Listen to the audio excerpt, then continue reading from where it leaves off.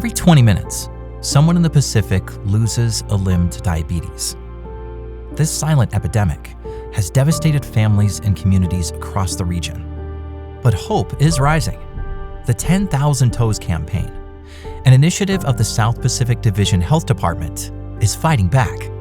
Operating in 13 countries, it is powered by more than 11,000 trained ambassadors. It reaches even the most remote communities, delivering life-changing health interventions through mobile clinics by land and sea. And it was made possible thanks to your contribution to the 13th Sabbath offering. Diabetes is a major crisis across the South Pacific.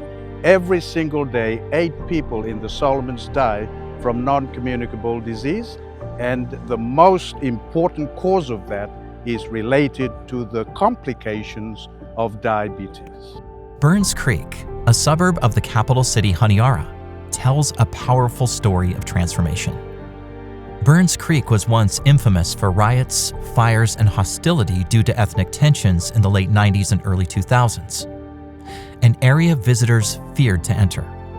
But the 10,000 Toes campaign brought change by addressing the community's basic needs for health, lifestyle, and spiritual growth.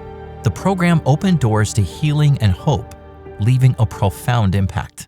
The 10,000 Toes campaign has been a powerful entering wedge into places, communities that have always been very resistant to us as the Seventh-day Adventist Church. And today, Bible studies are happening as a result of the program. And so the police commissioner in town comes to this church and say, hey, what did you do? Can we learn from you? And can we replicate what is happening in Burns Creek community with other communities that have the same problems? At its core, the 10,000 Toes campaign is about empowering people to live healthier lives through health screenings, lifestyle education, and training ambassadors. By addressing physical health, the program opens hearts to spiritual transformation, introducing people to Jesus and his message of hope. When I first go through this program, it really impacts my life in terms of my health. Yeah? Before, I was 84 kilogram, yeah? my weight. And when I go through this program, I reducing 10 kilos. Yeah? I am so happy that the 10,000 Toes became integrated with the community programs, and it is helping the people to know their health status. And at the same time, God is in the program, and they are promoting God in changing the lives of the people. Burns Creek is transformed into a thriving community where healthy food choices, lifestyle changes, and Christian values are embraced. Churches have been established, and the change is evident in the way people interact, with kindness, warmth, and a renewed sense of unity. Today when you pass by, you can see people saying, hello, that is a big story. When people come to you and say, hello, that is not what I'm doing before. That is an impact. This transformation wouldn't be possible without your support. Please pray for the 10,000 Toes campaign, not only in the Solomons, but across the Pacific, because this program is right across the Pacific right now. Thanks to your generous 13th Sabbath offerings in 2019, the 10,000 Toes campaign is bringing hope, service, and salvation to communities like Burns Creek. Together, we can save lives, one toe at a time. The COVID-19 pandemic brought fear and uncertainty around the world, including Papua New Guinea. For Tai Peng, it was a time of confusion. Conflicting information about the pandemic and even the end of time left him searching for answers. He could either give up or look for answers. Thanks to a simple recommendation from his sister, Tai Peng found something that changed his life.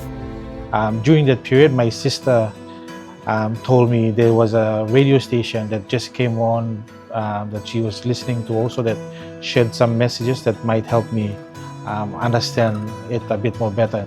At first, Tai Peng hesitated, but when he tuned in, he was surprised that some of his questions were answered. The programs not only helped him understand current events and the Bible's message about the end time, but also covered practical topics. There was one particular session that I found really interesting and I was listening throughout, and that was about marriage. And it was, I think, covered for about a few weeks, and I actually listened throughout the the whole session, and I thought to myself, like, I should have listened. I heard this like a while, like probably while I was younger. And I was grateful that I heard the content, and I tried to share the same message to my children as well. Thanks to your 2022 13th Sabbath offering, Hope FM was able to strengthen its infrastructure, ensuring uninterrupted broadcasts and producing more local programs that share hope with families like Taipang's. In Papua New Guinea, the radio ministry is very impactful because it reaches everyone in this country, especially in the rural areas, and the main purpose is to share the Three Angels message through this medium. Soon, Hope Channel TV will join Hope FM in Papua New Guinea. Together, radio, television, and digital media will provide continuous outreach to remote regions, sharing faith-filled programs that inspire change. Whenever Taipang had free time, before work, after work, and even while driving, he tuned in. He often lingered in his car, listening to sermons, Bible in hand, eager to learn. Excited, he introduced Hope FM to his family, and soon they were listening together at home and on the road. They were all overjoyed to have discovered the truth about the Sabbath. Why did it take 38 years before I finally heard this message? And personally, I don't think I would have heard this message elsewhere if it was not for the radio. So when we listen to it on a radio, it explains more that the 7 days is a day of rest and we should go to church on a Sabbath.